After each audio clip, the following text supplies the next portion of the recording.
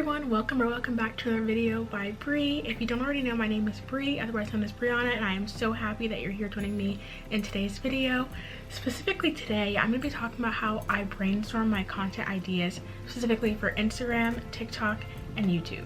So let's get started. So first things first, what I like to do is I keep a journal or a notebook just so I can jot down my ideas.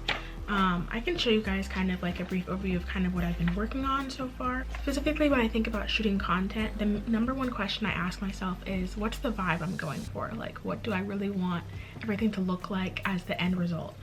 And I split up everything into three categories. So like I said, I'm working on Instagram, TikTok, and YouTube. So those are the three categories that I split things up into. So first off with Instagram, the main thing that I want my page to be focused on is, number one, having a super authentic caption.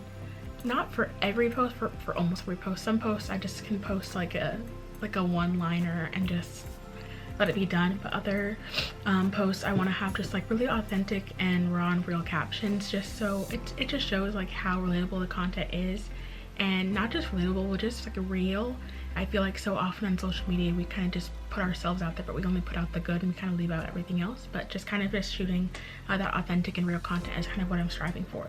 Something else I'm really looking to do is have super eye-catching photos and just follow like an aesthetic and a theme, just so when people either click on my username and they kind of can see my entire feed, they're like, oh, okay, I kind of like the vibe, what's going on here, and they can choose to follow from that.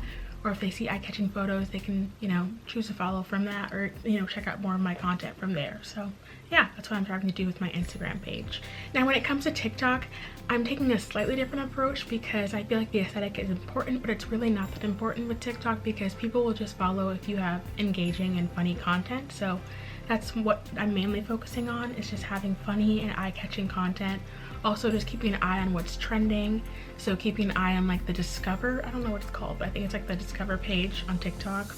And also trying to be more creative on there because that leads to the potential of even creating a new trend, which would gain more traction on TikTok. So yeah.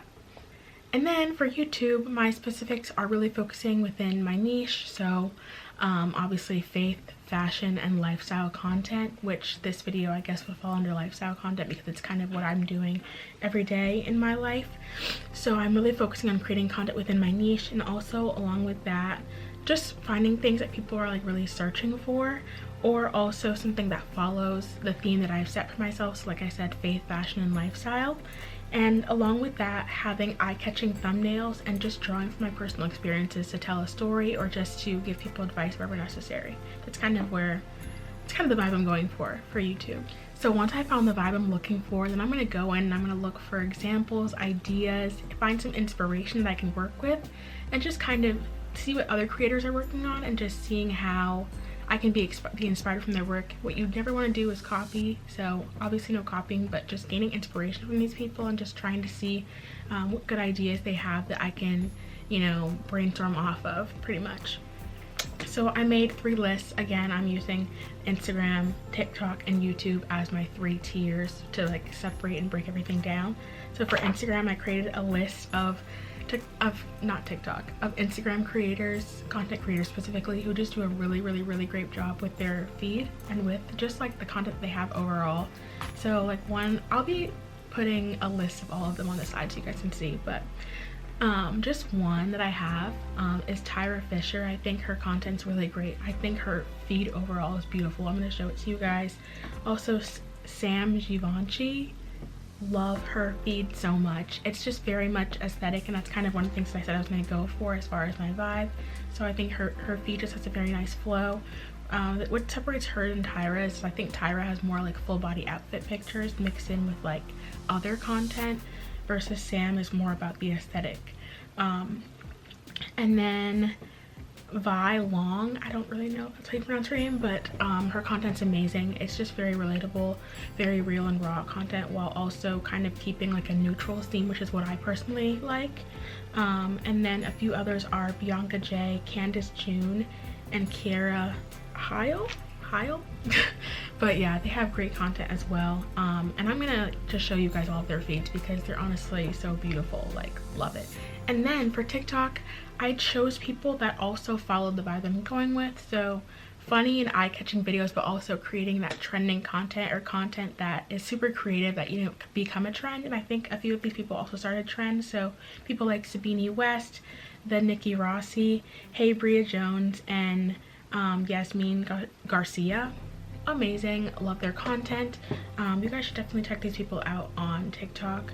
I'll also list their handles to the side over here somewhere, because yeah, I just saying them, I feel like you guys aren't gonna be able to catch them all, so I feel like it's just easier that way.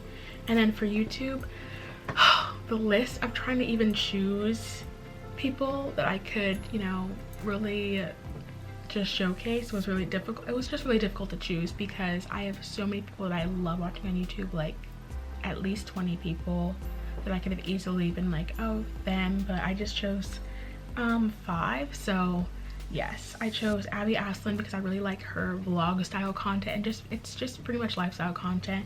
I chose Devin Nicole because Queen, she films like, honestly, variety queen. Pretty much she does fitness videos, she does lifestyle, DIYs, she does videos about like photography and film, just super cool. Then Erin on Demand, I love her because she has a super cool like aesthetic way of like presenting business content, and like content that like isn't lifestyle, but like when you're watching it you're like, oh wait, like this is like very relatable. So I love her content. Also Hannah Ashton kind of films lifestyle, college, and business content, so love that. That's kind of like a bit of an intersection of what I want to delve into more with my content here on YouTube. And Melody Alyssa films a lot of like faith related content, so I absolutely love her page, and there's just like a lot of great helpful content that's on there, and advice as well. So yeah. Then the third part is planning out content ideas.